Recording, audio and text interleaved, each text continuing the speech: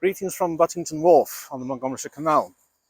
There were lime kilns here. I'll show you briefly. 3 of them. Top loaded the lime and set fire to from the bottom. And it was a pretty horrid process, but then sold to farmers. The lime was brought in from Llanymynech and sold to farmers locally.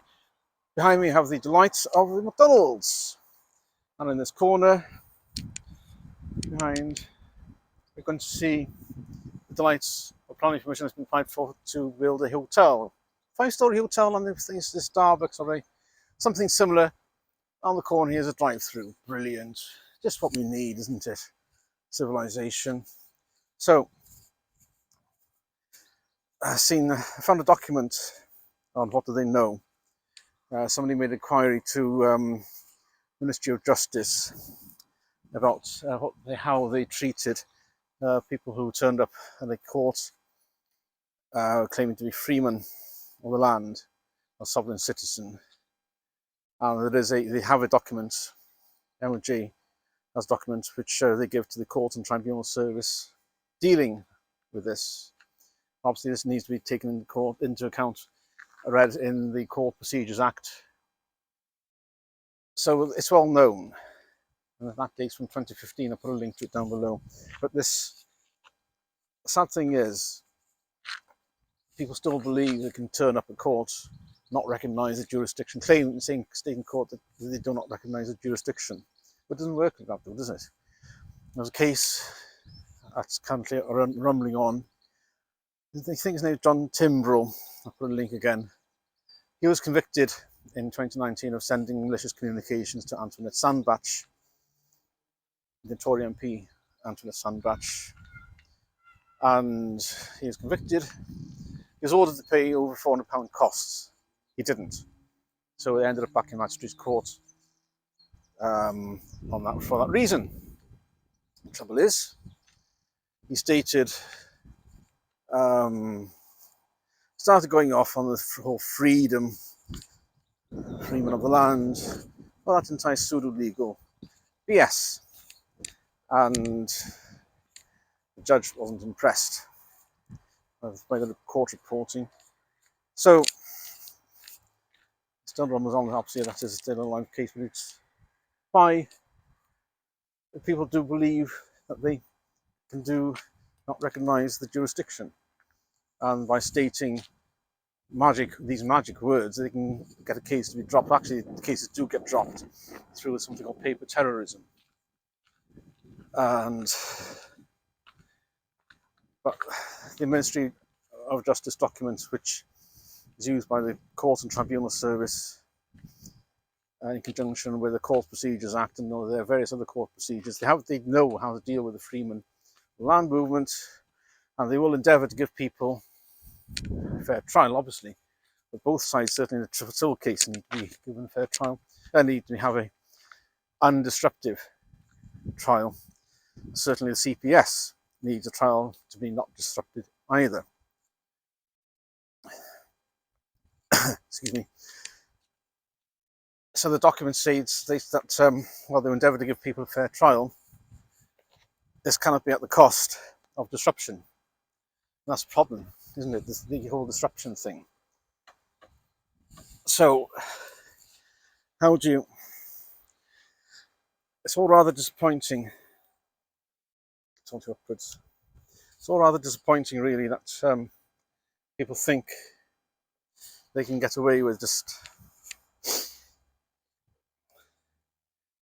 using their own legalese. But it's a fantasy, they live in a fantasy. And there's a case in Alberta, Meads versus Meads, that's now referenced in the UK legal system as a precedent. And that's been described as organised pseudo-legal activity. But it's just childish. I mean, it's the same with people who believe they can use sovereign citizen as an excuse not paying council tax, not pay utility bills. And they believe that there is a get out of jail free, but it's just childish. They believe they can say the only other people who act this way are children. So what do you do? How can you have a criminal justice system where a large number of people just don't believe that its law applies to them? Well, it does. The legal system applies, and there is no get out from it either. But how do you do? This is what I struggle with. How do you live in a world where there's so many people who think that empirical reasoning doesn't apply, or as I found yesterday, I had a such exchange with somebody who said that energy was free, and therefore it did not need to be paid for, i.e. utility bills. Of course, it was treated from an iPhone. The reasoning was that as the Earth does not provide, as the Earth does not charge for the dino juice, or the Earth does not charge for uranium that we extract, therefore the utility bills do not need to be paid. Well, how do you deal with people like this? It does. It needs to be paid somewhere. Obviously, she conceded that there is a processing cost, a distribution cost. Well, it's the same with her iPhone. The raw materials for her iPhone are technically free of charge. So why is she paying £1,000 for one of those? I mean, everything should be free of charge. Anything material should be free of charge. Except it isn't, is it? And the same people who believe, I've seen so many posts about this, that as the Earth does not charge us for the food it produces, we therefore do not need to pay for it. Well, that's only technically true if one person supplies food for themselves, i.e. does not get involved in any organised agriculture with at least one other person. Once at least one other person gets involved, there's a start of a transaction, what we then call money. It does not need to be sterling, does not need to be the folding stuff, does not even need to be Bitcoin. But there's certainly a debt there in terms of time or effort. That's called money, as a currency. So how do you deal with, if anybody doesn't know how to deal with these children, could they let me know, please? It's getting rather tiring having to explain basic stuff. I mean, they just seem to believe the world is powered by fairy dust, when pretty much it isn't. So I'll just finish off by showing you what it looks like down here. Oh, I got some Abercrombie and Fitch shorts on today. And have a look at those. I'll tilt down. It's rather nice out here again today, in the sunshine. Yes.